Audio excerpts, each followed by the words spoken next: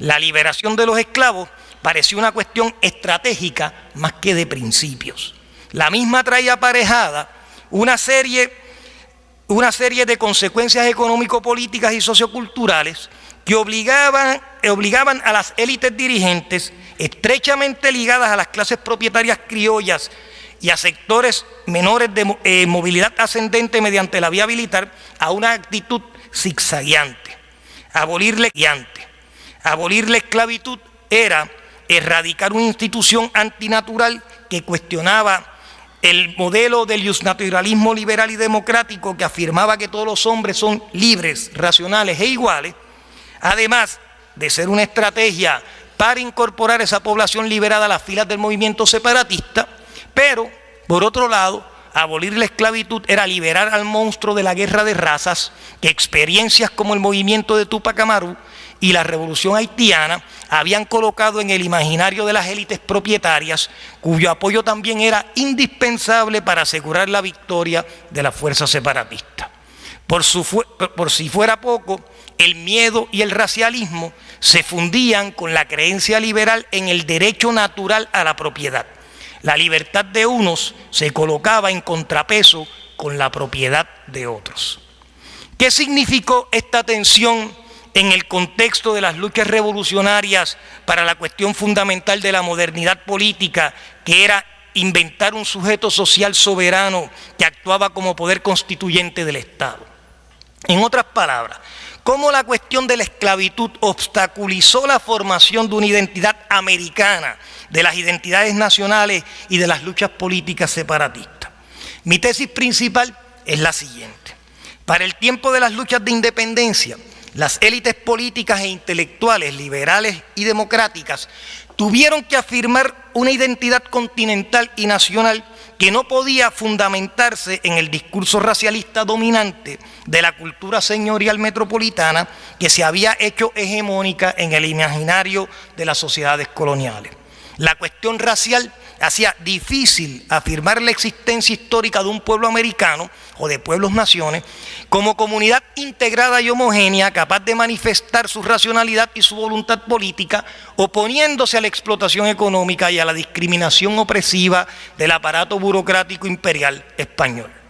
Sociedades caracterizadas por una profunda desigualdad social, una pluralidad de grupos étnicos y por relaciones serviles y esclavistas que dividían el mundo en amos contra esclavos, españoles contra americanos, blancos contra negros, indígenas y mestizos, europeos contra americanos, obligaron a los sectores más decididos y radicalizados del movimiento independentista latinoamericano a definir la identidad fuera del registro racialista que había utilizado el poder colonial para pensar lo americano como eso distinto e inferior a lo europeo. En el mejor de los casos, y dentro de un modo discursivo asimilista, América era una realidad natural y humana donde llevar a cabo la empresa de evangelización y colonización europea. En el caso más agresivo y excluyente, y dentro del modelo discursivo esclavista, América era ese espacio natural inhóspito y salvaje, poblado por razas inferiores que no podían ser asimiladas y frente a las que había que desatar una campaña de conquista y subordinación que permitiera disponer de sus vidas y sus propiedades. Poco o nada será respetado del mundo de estos otros que el discurso imperial español redujo a buenos salvajes, ignorantes y asimilables, o a malos salvajes, caníbales e idólatras que había que destruir y esclavizar. Indios y negros eran la expresión misma de esa diferencia pensada como natural y de esa división que inventaba la propia mirada imperial. Los sectores más progresistas y radicales de las élites políticas e intelectuales latinoamericanas tuvieron que definir la identidad desde esa misma geografía denigrada y a partir de una condición política compartida. Por un lado, la identidad se afirmó como un producto de la geografía. Expresaba un continente distinto con una pluralidad de rasgos naturales en su flora y su fauna que se hacían el paraíso posible. Es decir, apropiándose del discurso imperial que diferenciaba entre Europa y América, las élites políticas y letradas aceptaron el planteamiento de las diferencias, pero trastocaron las jerarquías y concluyeron que la Europa desgastada debía ser un lugar histórico a la juventud americana. Lo americano era aquí la identidad de los nacidos en este continente. Pero la geografía, como fundamento de la identidad, no será suficiente para definir la existencia de una identidad americana y luego de identidades nacionales. En la coyuntura revolucionaria existía un segundo factor que disolvía las diferencias internas de las sociedades latinoamericanas para presentarse como condición compartida. El dominio y la explotación definían lo americano como comunidad de sufrimiento.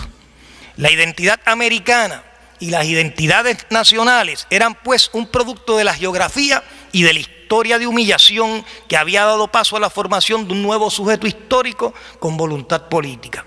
El proyecto consistía en deshacerse de la dominación y en subsanar las diferencias sociales, conformando nuevos estados habitados por ciudadanos libres e iguales.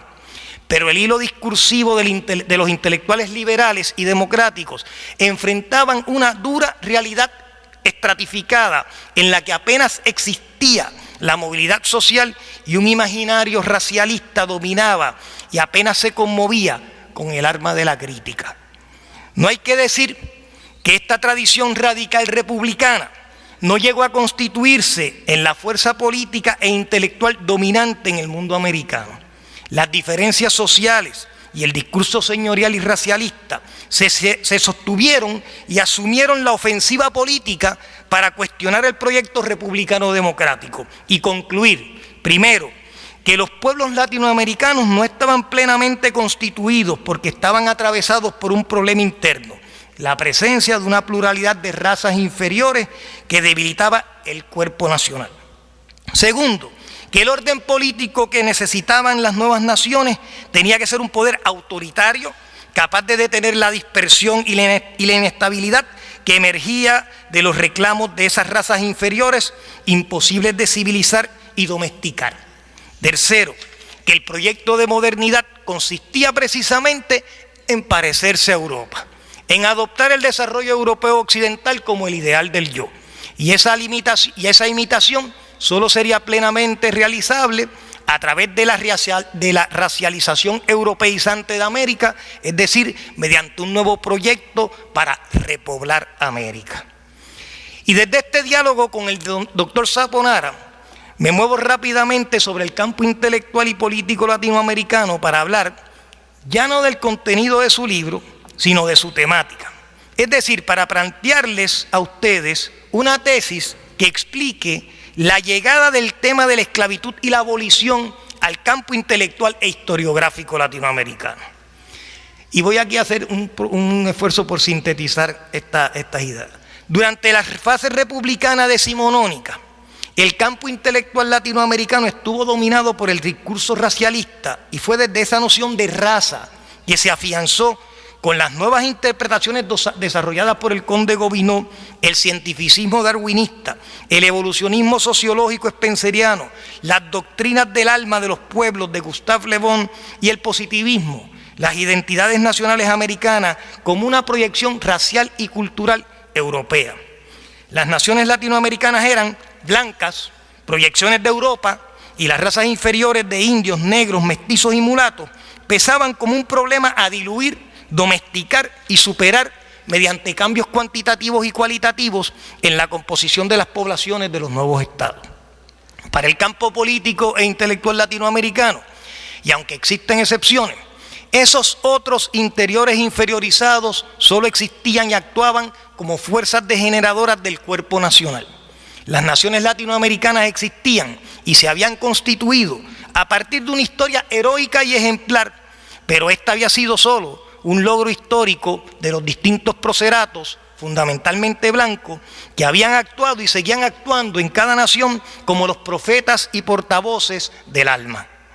No había aquí lugar para hablar de la esclavitud y reconocer las vicisitudes y formas de resistencia de la población de descendientes africanos que, traídos desde África o nacidos en América, habían participado activamente en la historia de las naciones latinoamericanas. Los otros solo